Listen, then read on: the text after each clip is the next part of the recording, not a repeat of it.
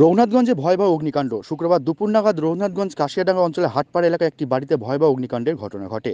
সেই আগুনে কার্যত দাউ দাউ করে জ্বলতে থাকে বাড়ির ঘরসহ যাবতীয় সামগ্রী। ঘটনার খবর পেয়ে ঘটনাস্থলে পৌঁছায় রঘুনাথগঞ্জ থানার পুলিশ। খবর দেওয়া হয় দমকলকে। স্থানীয় বাসিন্দারা আগুন নিয়ন্ত্রণের চেষ্টা করে, যদিও কিভাবে এই অগ্নিকাণ্ডে ঘটনা ঘটেছে তা এখনও স্পষ্ট নয়। ভর দুপুরে ঘনবসতিত এলাকার মধ্যে আগুনের ঘটনায় রীতিমতো আতঙ্কিত এলাকাবাসীরা। যা বলে কি হলো?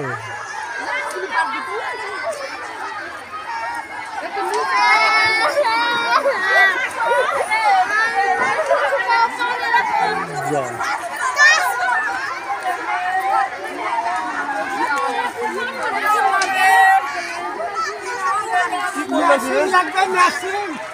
পানি বহে কাজ হবে না, পানি বসাবে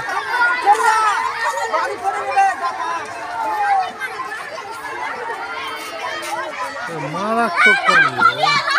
সরকারের মোটর ফটো পেলে সরকার থেকে ফোন করে না যে নিমবে না, সরকার থেকে একটু দেখো না জি